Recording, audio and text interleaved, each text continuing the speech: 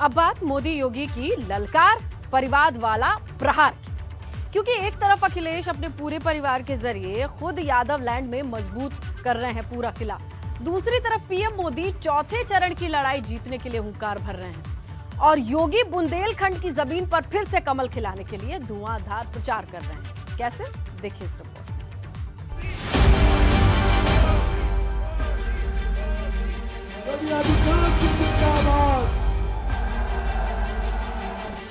फतेहपुर से यूपी फतेह की हुंकार, पीएम ने भरी ललकार।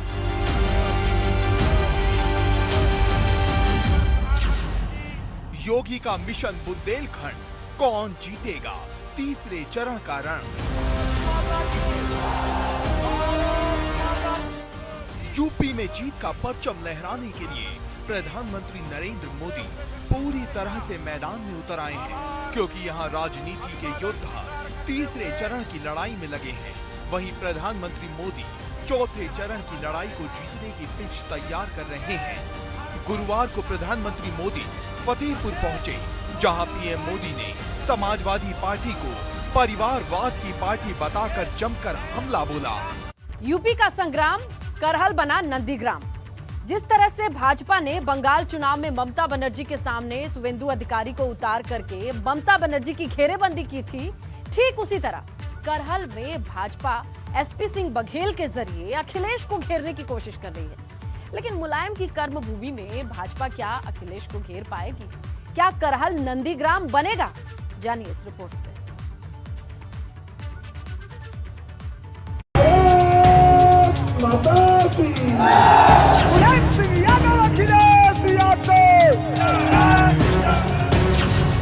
यूपी की चुनावी जंग, करहल का वोटर किसके संग?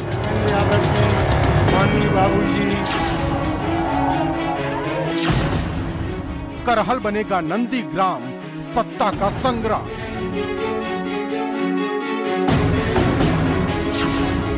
तीसरे दौर का चक्रव्यूह, कौन बनेगा अभिमन्यु? कोई न कोई तो चक्रव्यूह भेदेगा ना। अर्जुन को अगर कहें आप अभिमन्यु हैं? हाँ, मैं अभिमन्यु हूं, लेकिन इस बार जयद्रथ मारा जाएगा।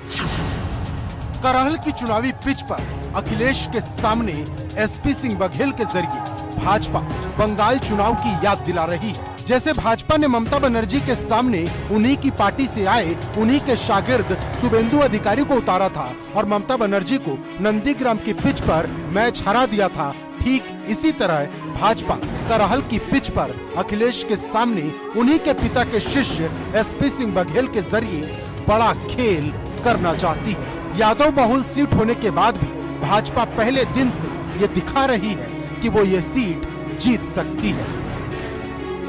कोई चुनौती नहीं है, चुनाव लड़ा जाएगा, चुनाव जीता जाएगा और अगल बगल में बहुत से लोग अब जीतेंगे। किले में दरारें हमेशा पैदा हुई हैं और फिर किले भरभरा के गिरे हैं।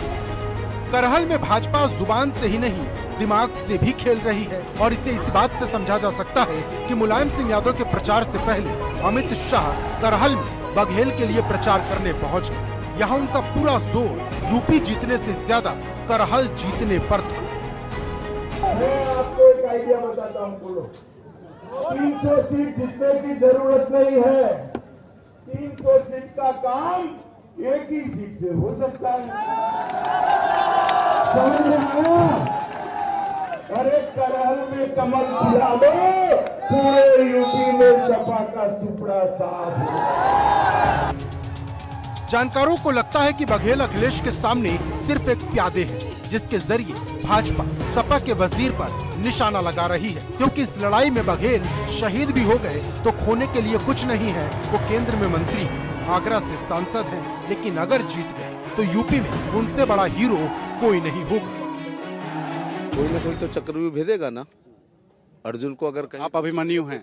हाँ, मैं अभिमन्यु हूं, लेकिन इस बार जयद्रथ मारा जाएगा।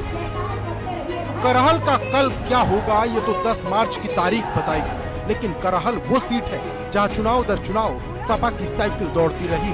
2002 में यह भाजपा का कमल जरूर खिला था, लेकिन इसे खिलाने वाले सोबरन सिंह यादव थे, जिनके सीट छोड़ने पर ही अखिलेश यादव चुनाव लड़ रहे हैं। मतलब लबुल हुआ अब ये है कि करहल में जीतने के लिए प्रत्याशी का यादव होना भी जरूरी है।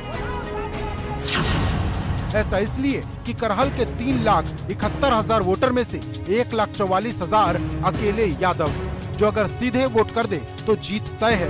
वहीं दूसरी जाति की बात करें तो यहाँ शक्य 35,000, जाटव 34,000, क्षत्रिय 25,000 और ब्राह्मण 14,000 है। इसके अलावा पाल वोटर भी 14,000 है, लोधी वोटर 10,000, कठेरिया 17,000 और मुस्लिम 14,000 हैं, जबकि वैश्य वोटर 3,000 के करीब है।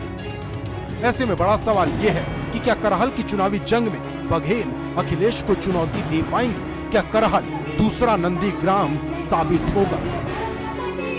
Bureau report, ABP Ganga.